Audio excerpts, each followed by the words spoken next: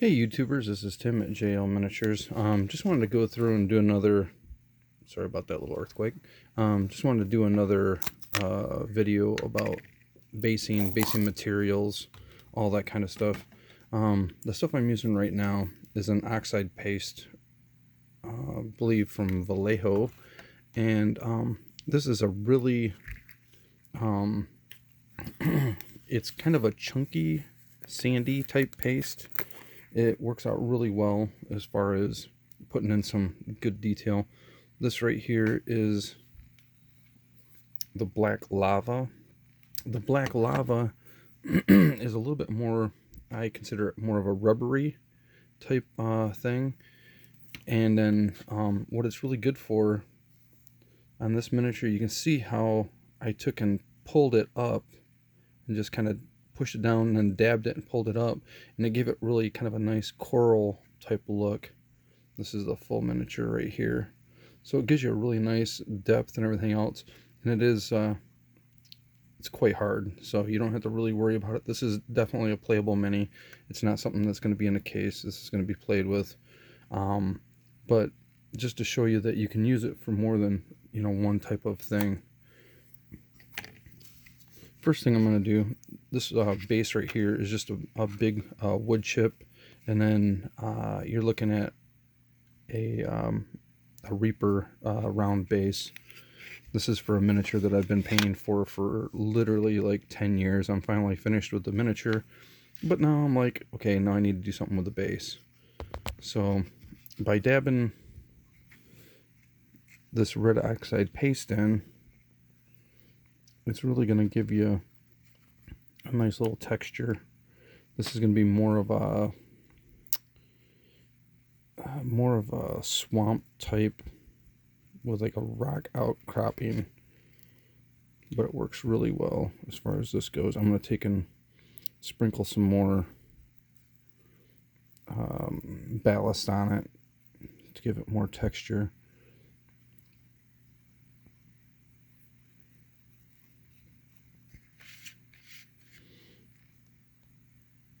You can see me just scraping off the top of it. I've had this one for years, probably 3-4 years now at least, and it still works out really well. You can see it just chunky. I'm using an old brush just to kind of get it in there. I want it to kind of seed on there.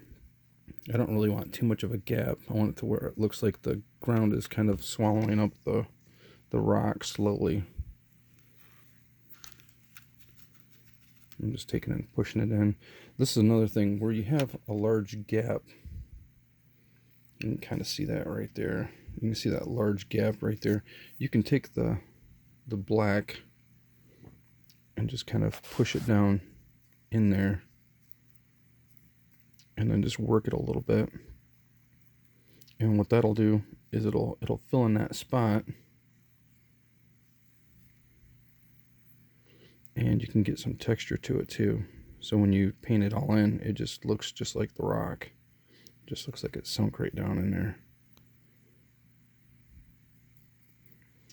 You can see how that just sealed it right up.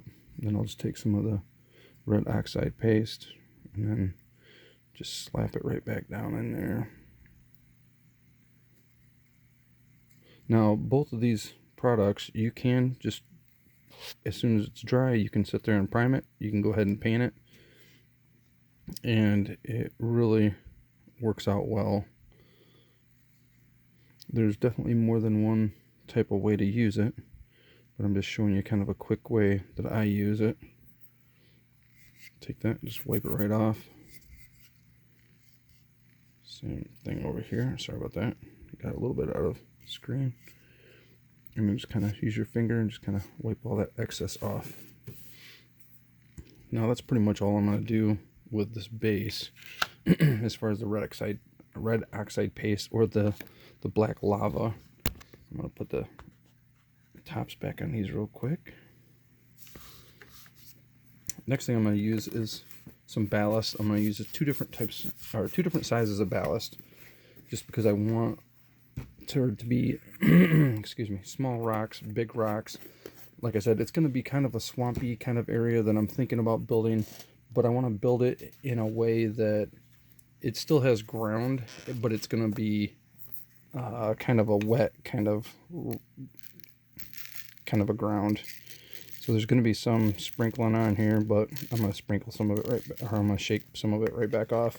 Usually the paste and stuff like that, it'll keep quite a few of it back on there. And then when it gets primed and all that, it'll kind of seal it all in.